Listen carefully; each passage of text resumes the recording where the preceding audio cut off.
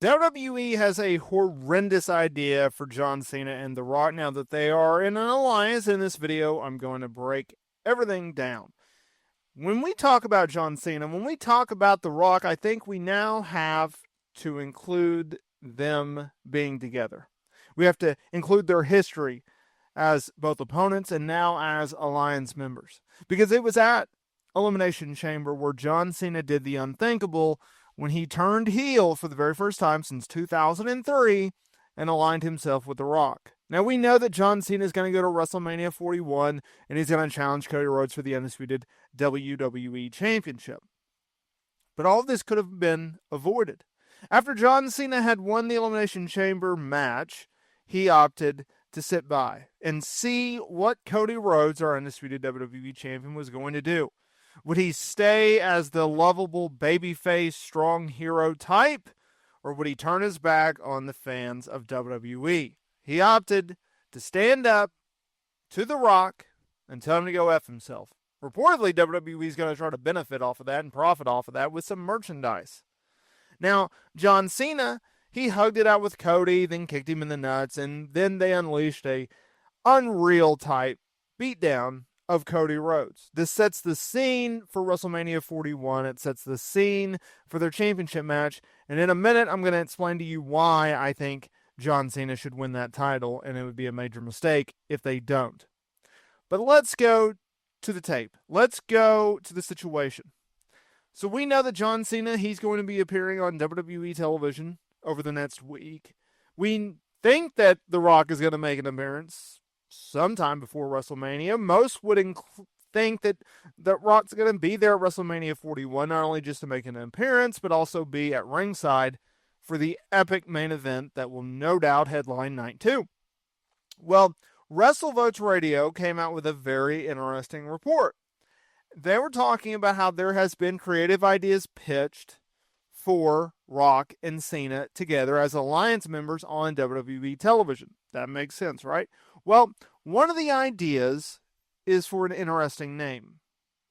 I think it's a horrendous name. It's called the Rock and Soul Connection. What is that? Well, obviously, number one, it's a play on the Rock and Sock Connection. And as much as it does sound catchy, it doesn't make a lot of sense. So the idea is The Rock is paying tribute to his father, Rocky Johnson, who has also had the nickname Soul Man. It has nothing to do with John Cena, though. Like, this is a pure Rock thing. So I don't like it because it has nothing to do with A, with John Cena.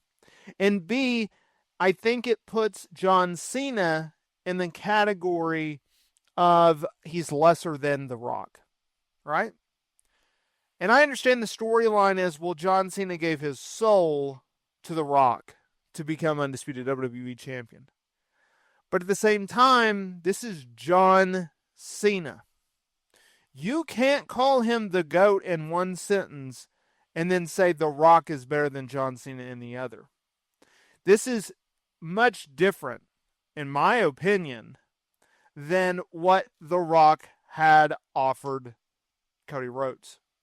Cody Rhodes is not on the same level of John Cena. I understand he's undisputed WWE champion. I understand he's the top babyface in the company right now. But he hasn't been here for decades.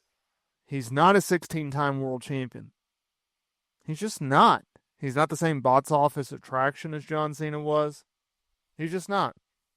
So much, much different. I don't like the idea of that. Now, let's pivot. Let's talk about Mania. John Cena, will he do it? Will he go out there and will he beat Cody Rhodes, becoming the undisputed WWE champion? Will he go from a 16-time world champion, a record in which he is tied with Ric Flair, woo, and break? Will he become a 17-time champion? WWE, they sure as hell like calling him the GOAT. Greatest of all time. I disagree with that. I still stand by Hogan is up there, even though he's a piece of trash. Steve Austin is up there. Roman Reigns is up there. In my opinion, Roman helped WWE become a billion-dollar company or a multi-billion-dollar company. So what do you do? Do you have John Cena actually beat Cody Rhodes? Do you actually have him win the Undisputed WWE Championship? Or do you stick with the Golden Goose? Do you stick with the White Horse? Do you stick with Cody Rhodes? What do you do? The magic question, the $1 million question, the big question. What do you do? If I'm WWE, I am not staying the course. I'm making a title change. I'm doing it. I'm pulling the trigger. I'm going to have Cody Rhodes lose the Undisputed WWE Championship to John Cena. And the reason I'm doing that is because you have already told us that John Cena is the GOAT. So just go with it, right? Like, you've already called him the GOAT. You want him to be the GOAT.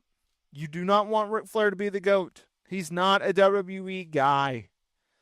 John Cena stayed in WWE his entire career. Stick with the Golden Goose. Have him beat it. Have him beat the record. Have him be 17-time world champion. Just because John Cena wins a championship, that doesn't mean that he has to be champion for 6 months or a year. Just like his heel turn, he doesn't have to be a heel for the remainder of his WWE tenure. He doesn't have to go out as a heel. He can switch back at Mania.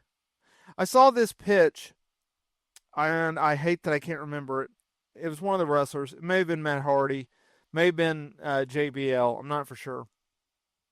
But they pitched, hey, you could have Cena either win the championship or lose the championship, but either way after the match, whether it's a win, Rock trying to take credit, or a loss, Rock is chewing him out, you just have Cena just lay out the Rock, and boom, you get an endorsement.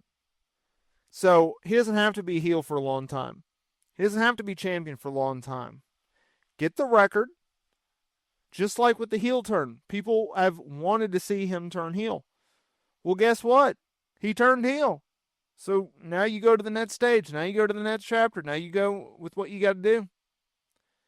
If I'm WWE and I got the book and I'm looking at the situation and I'm heading creative and I'm talking to Triple H, that's what I'm doing. I'm booking John to win the title. Let him be champion for a minute. They just announced him for Backlash in May 10th, St. Louis. First pay-per-view event after WrestleMania.